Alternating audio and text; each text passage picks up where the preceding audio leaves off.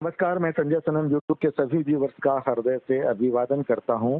Viewers, आज के हमारे वीडियो पर जो सद्भावना की हमने अपील की थी मनु भैया जी के लिए और पंडोकर सरकार जी के लिए, क्योंकि हमने कल करोड़ी सरकार जी यानी आदरणीय भदौरिया जी का 29-30 मिनट तक का वीडियो देखा था, जिसमें हमें लगा कि भाई उनकी बात बहुत संयत है, बहुत शालीन है और हमारे लिए भी जो इन्होंने जो एक दिन पहले जिन शब्दों का प्रयोग किया था उसमें भी उन्होंने काफी शालीनता से अपनी बात रखी थी और पंडोकर सरकार और मनु भैया जी को भी जी लगा करके जब बात कर रहे थे, हमें लगा कि जब लिफाफा इतना खूबसूरत है तो फिर मजमून भी बहुत प्यारा ही होगा।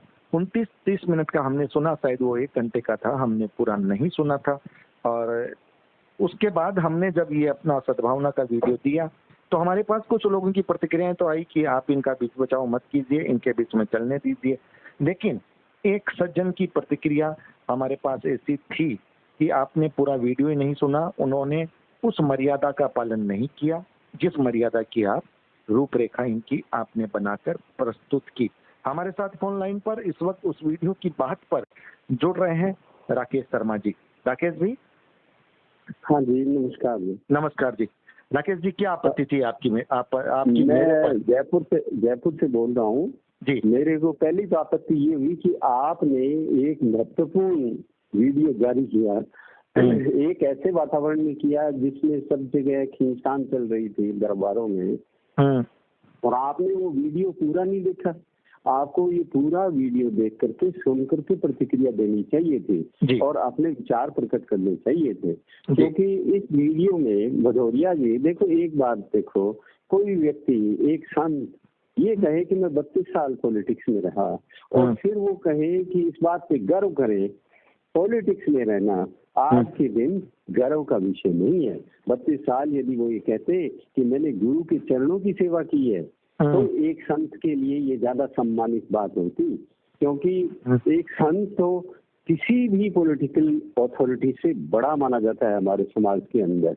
वो तो परमात्मा का साक्षात प्रतिनिधि, साक्षात रूप तक माना जाता है। जी जी जी जी। उन्होंने 32 साल वाली बात कही, मुझे इसमें भी कोई, मैंने कहा इसमें कोई गर्व की बात नहीं है। फिर इसके अलावा उन्होंने पूरी, आपने वीडियो नहीं सुना, उनके वीडियो में अपनी राजनीतिक अनुभव झलक रहा है। ये बोले तो जी लगा के हैं, पर जी लगा के राजस्थान में हम बहुत मीठा बोलते हैं, तो क्या मीठा बोल करके हम किसी को गाली दें, किसी पे इल्जाम लगाएं, तो क्या वो मेरी वाणी की मिठास कोई महत्व रखती है क्या? आप देखिए, इन्होंने वीडियो के अंत में आपके लिए भी इसको दलाल पत्रकारिता कहते हैं, ऐसे इन्होंने कहा कि आपने उन दोनों दरबारों के लिए कुछ नहीं कहा, इसको दलाल पत्रकारिता कहते हैं। राकेश जी, लिए ये यूज है। राकेश जी, मैंने सुना नहीं। और देखिए, मैं तो हमेशा एक बात मानता हूँ, जिसके पास जो होगा वो ही देगा, ठीक है ना। और मैंने तो पत्रकारिता पर उनकी जो 29-30 मिनट की जो उन्होंने बात की थी, मैंने उनको पूरा जवाब अच्छे से दे दिया था। और समझदार आदमी के लिए इशारा ही काफी होता है, ठीक है ना। और वो कोई अथॉरिटी नहीं है जिनको मैं किसी चीज का प्रमाण पत्र दूं, लेकिन चूंकि इस प्रसंग में वो जुड़े थे, उनका सवाल था, इसलिए इस प्रसंग पे जब बात चल रही थी तो मेरा दायित्व था कि अगर ऐसा सवाल उठता है तो उस व्यक्ति विशेष को उस बात का संतुष्ट वाला जवाब दिया जाना चाहिए। हमने अपनी शालीन कोशिश की। हमें पता नहीं था कि उन्होंने बाद में भी हमारे लिए ऐसी बात कही, तो जो कही है आपके लिए भी कही है। और संजय जी, अब मैं ये कह रहा हूँ कि शालीनता अपनी जगह, एक अमृत कलश में यदि विष हो तो वो विष जो है अमृत नहीं बन जाता। इसके अलावा इन्होंने लोकल सरकार के पर्ची लिखने के ऊपर भी जो आक्षेप लास्ट में लगाए हैं, वो ये लगाए हैं कि आप सारी डिटेल पहले ले लेते हैं और फिर जो है आप जो है उनके उल्टा पलटी करते वक्त उस डिटेल को देख करके और पर्चे लिखते हैं, और आप पर्चा लिखना छोड़ दो और पर्चा लिखने की आपकी क्षमता मैंने छीन ली है और आप पर्चा लिखो आइंदा से बंद कर दो और केवल वहाँ जुबानी बताएं, तो ये तो उस दरबार की प्रक्रिया को ही फ्रॉड बता रहे हैं और उसको बंद करने तक की बात कर रहे हैं। तो ये इसमें हृदयता कम है। राकेश जी, आपकी बात ठीक है। आपने जो बात बताई, ये देखिए, किसी भी बात की एक शास्त्रीय विवेचना तो हो सकती है, प्रक्रिया पर भी अगर कहीं वास्तव में कोई बाधा लगे तो भी बहुत शालीनता से कही जा सकती है, लेकिन कोई ये नहीं कह सकता आप ये बंद कर दो, आप वो कर दो, क्योंकि पंडोकर सरकार के गुरु शरण जी की प्रक्रिया अब भी जारी है और वो वैसा कर रहे हैं। उनके कुछ वीडियो हमने कल भी देखे थे। इसका मतलब है उनकी क्षमता अपनी जगह है, उनकी क्षमता में हमें तो कोई ऐसी बात नहीं लगी। कुछ व्यूवर्स अपने अपने हिसाब से अपनी बात रख रहे हैं, लेकिन इस तरह की बात करना, देखिए हमने अपनी बात में एक बात कहा था कि जब भदौरिया जी ने आदरणीय पंडोकर सरकार, आदरणीय मनु भैया जी कहा है, हमने इनके लिए भी यही कहा, आप भी जो एक गलत भाषा का प्रयोग हो जाता है वो आप मत कीजिए, आप भी आदरणीय भदौरिया जी से संबोधन कीजिए। बाकी आपकी जो भी आपत्ति है, आपका जो भी विवेचन करना है, जैसे भदौरिया जी ने किया वैसे आप भी कीजिए, उसमें क्या दिक्कत है? आपकी सद्भावना बहुत ही आदरणीय है, आपकी सद्भावना का सब लोग सम्मान करते हैं। कोई ही आपके बारे में कुछ उल्टी पुल्टी बात बोला है, वरना आपके बारे में सभी लोग अच्छी भावना का ही आईनादार मानता है आपको, और आपने सनातन धर्म के भले के लिए सब प्रयास किया है और ऐसा होना भी नहीं चाहिए। परंतु हमारे यहाँ शास्त्रार्थ की व्यवस्था भी रही है, बिल्कुल दरबारों का एक राष्ट्रीय स्तर पर भी एक सम्मेलन बुलाया जा सकता है, जिसके अंदर लोग बाग अपनी योग्यताओं और दूसरों को एनलाइटन करने के लिए उन योग्यताओं को इस्तेमाल करते हुए उस स्टेज के ऊपर आ सकते हैं। ये नहीं होना चाहिए कि भी कोई भक्त या श्रद्धालु है तो वो ही मतलब कोई उनके लिए महत्वपूर्ण हो गया। अपनी जो संस्कृति है, हमारा जो अध्यात्म है, उसकी उन्नति का उद्देश्य होना चाहिए। बिल्कुल ये विचार है। राकेश जी, आपकी बात अपनी जगह बिल्कुल सही है।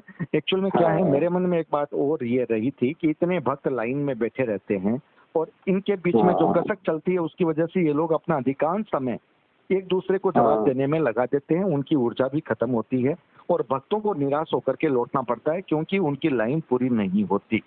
मेरे मन में ये बात भी थी।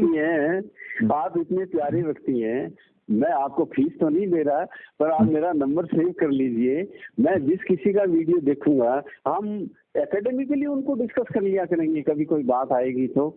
नहीं, बिल्कुल बिल्कुल, मेरा नंबर सेव कर लें, आपका नंबर। कभी आपके दर्शन होंगे, क्योंकि आप माँ भगवती के वो उपासक हैं, आप पे उनकी कृपा है, सरस्वती माँ की कृपा है, तो आपके दर्शन से मेरा भी पुण्य मुझे मिलेंगे। तो सब माँ भगवती की सब पर कृपा है, सब माँ भगवती के बेटे हैं, सब पर ही उनकी कृपा है। मैं तो एकदम साधारण आदमी हूँ। जब कभी कोई बेटा आंचल को, माँ के आंचल को ज्यादा प्यार से पकड़ता है तो उधर ध्यान रहता है ज्यादा। हो सकता है और आपकी बात भगवान करे सही भी हो। लेकिन देखिए, मैंने राकेश जी, मैंने भी आपकी बात को इसलिए, क्योंकि लोगों की आपत्तियां बहुत आती है, लेकिन उनकी बौद्धिकता को देखकर मैं कई बार फोन हटा देता हूँ, मैं बात नहीं करता। आपकी बात तर्क के साथ आपकी बात थी। हमारे मन में किसी के प्रति भी पक्ष विपक्ष नहीं है, हमारे मन में है सत्यता के साथ बात होनी चाहिए। और कोई अगर राजनीति करता है तो वो यहाँ पर नहीं होनी चाहिए, वो नहीं होनी चाहिए। मैंने सिर्फ निवेदन किया है। हाँ जी, करौली दरबार के डॉक्टर संतोष भदौरिया जी ये कहते हैं कि ये इंफॉर्मेशन ले लेते हैं, वो ले लेते हैं, तो ये इनसे जब मुलाकात हो तो थोड़ी परख कर लें तो इनको पता लग जाएगा। मैं तो पंडोकर सरकार जाके आया हूँ, मेरी परदादी, मेरे दादे, मेरे पिताजी, पता नहीं किन किन के नाम उन्होंने बता दिए। बिल्कुल। तो वहाँ कौन पूछता है ये चीजें? मैं मैच्योर व्यक्ति हूँ, 66 साल का हूँ, मैं किसी को बताने वाला भी नहीं हूँ आसानी से। तो उन्होंने अपने आप बताए, एक मनुष्य की जो योग्यता है, जो उसकी सिद्धियां हैं, उसका सम्मान करना चाहिए। यदि आप वो सम्मान नहीं कर सकते तो फिर काहे कि वो फिर संतों पे संदेह। नहीं, हम ये भी कह रहे हैं, 27-28 तारीख को पंडोकर सरकार ने, गुरुजी ने कह ही रखा है कि हम कानपुर आ रहे हैं, तो इसलिए आज हमने ये भी कहा कि मुलाकात होनी चाहिए ताकि एक आपस में गलतफहमियां दूर हो, किसी की योग्यता पर कोई प्रश्न चिन्ह है तो वो भी दूर हो।